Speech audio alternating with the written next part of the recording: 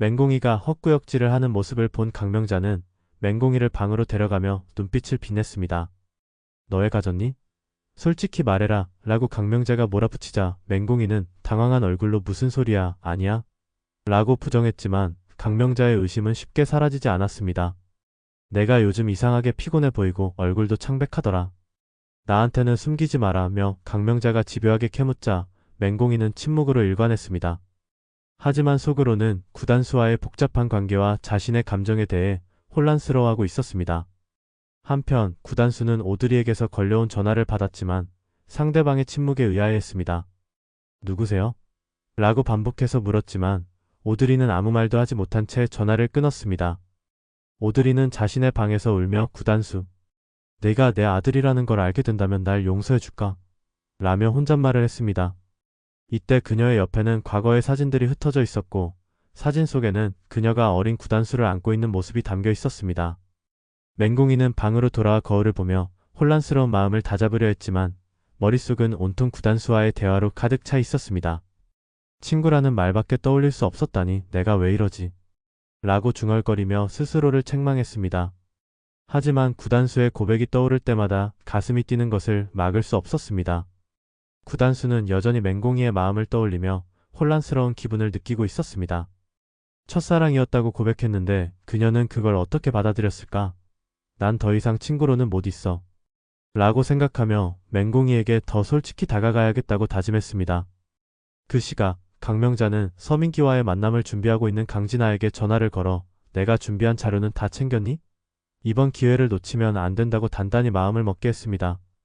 서민기는 자신이 제이스그룹 회장이 되겠다는 야심을 드러내며 강진아의 어머니 앞에서 무릎을 꿇었고 그녀는 그에게 말뿐인 약속이라면 필요 없다. 내가 회장이 될 방법을 구체적으로 가져와라 라고 차갑게 대답했습니다. 강진아는 그 말을 들으며 복잡한 표정을 지었고 서민기는 이를 뒤로한 채 맹공이가 있는 집으로 향했습니다. 그는 맹공이와의 과거를 떠올리며 지금이야말로 모든 것을 바로잡아야 할 때다라고 스스로를 다짐했습니다. 맹공이는 방에서 혼란스러운 마음을 진정시키려 했지만 구단수의 고백이 계속해서 떠올라 가슴이 두근거렸습니다. 첫사랑이라니. 왜 이제 와서 그런 말을 하는 거야? 라고 스스로에게 묻는 맹공이는 자신의 마음이 흔들리고 있음을 부정할 수 없었습니다. 하지만 그녀는 가족들의 복잡한 상황과 자신이 숨겨야 할 비밀을 떠올리며 마음을 다잡으려 했습니다. 그 순간 강명자가 다시 문을 두드렸습니다. 공이야, 아무리 아니라고 해도 엄마는 내가 뭔가를 숨기고 있는 게 느껴진다. 솔직히 말해줘야 이 상황을 해결할 수 있어. 강명자의 단호한 목소리에 맹공이는 입술을 깨물며 더 이상 아무 말도 하지 못했습니다. 한편 구단수는 혼자서 술을 마시며 맹공이와의 대화를 떠올리고 있었습니다. 그는 친구로만 남기엔 너무 늦어버렸어. 이제는 내 마음을 숨길 수도 없고 뒤로 물러날 수도 없어라고 속삭이며 그녀에게 진심을 전하기로 결심했습니다.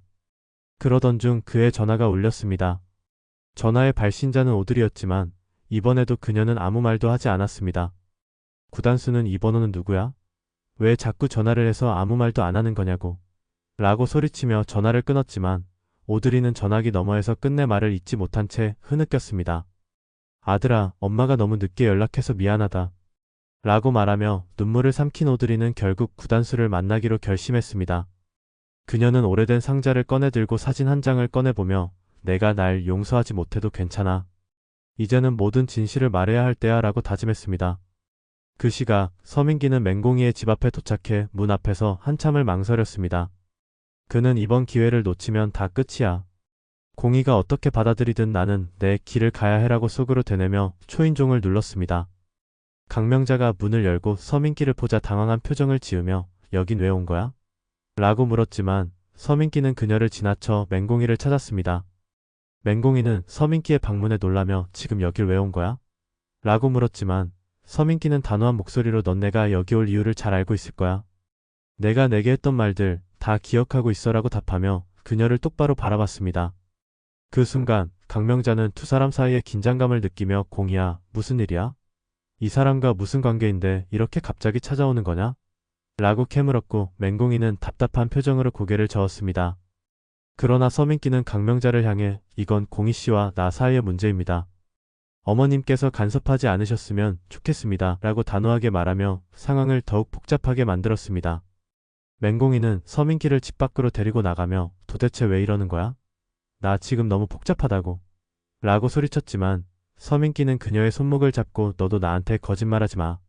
내가 진짜로 원하는 게 뭔지 솔직히 말해봐라고 강하게 밀어붙였습니다. 한편 오드리는 구단수와 만날 방법을 고민하며 그의 집 주변을 서성이기 시작했습니다. 그녀는 멀리서 구단수가 집으로 들어가는 모습을 보고 심장이 두근거렸지만 끝내 다가가지 못한 채 뒤돌아섰습니다. 그 순간 그녀의 뒤를 따라온 의문의 남자가 그녀를 붙잡으며 당신이 여기서 뭘 하고 있는 건지 내가 알아야겠어 라고 낮게 속삭였습니다. 오드리는 놀라며 돌아섰고 그 남자의 얼굴을 확인하자 그 자리에서 얼어붙었습니다. 당신, 여기 왜 있는 거야? 라고 묻는 그녀의 목소리는 떨리고 있었고 남자는 차가운 미소를 지으며 내가 왜 여기 왔는지 당신이 더 잘 알지 않나? 라고 대답했습니다. 맹공이는 서민기를 돌려보낸 뒤 집으로 돌아와 혼란스러운 마음을 진정시키려 했지만 구단수의 고백과 서민기의 행동이 계속해서 머릿속을 맴돌았습니다. 그녀는 결국 구단수를 찾아가기로 결심하고 그의 집으로 향했습니다. 구단수는 맹공이가 자신의 집 앞에 서 있는 모습을 보고 놀란 표정을 지으며 여기서 뭐 하는 거야? 라고 물었고 맹공이는 떨리는 목소리로 너랑 얘기하고 싶어서 왔어.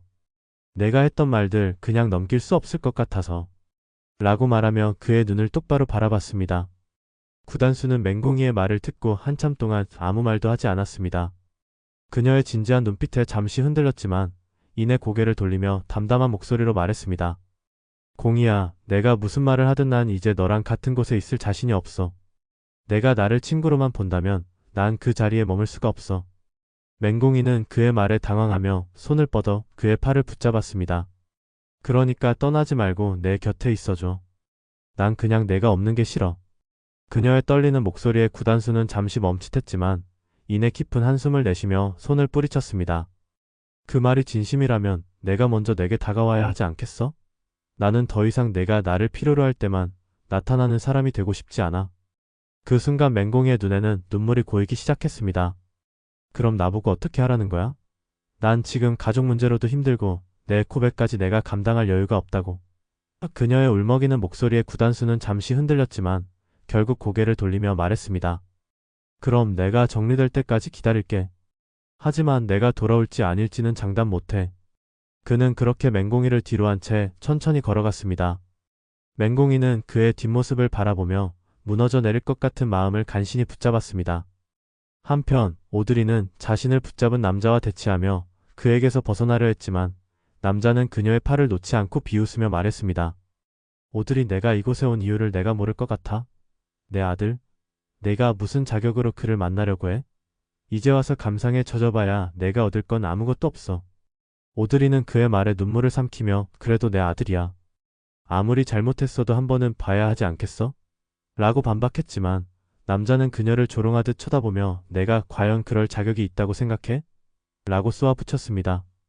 그 시각 맹공이는 집에 돌아와 혼란스러운 마음을 정리하려 했지만 강명자는 그녀의 안색을 보며 너 또 무슨 일이 있었던 거야?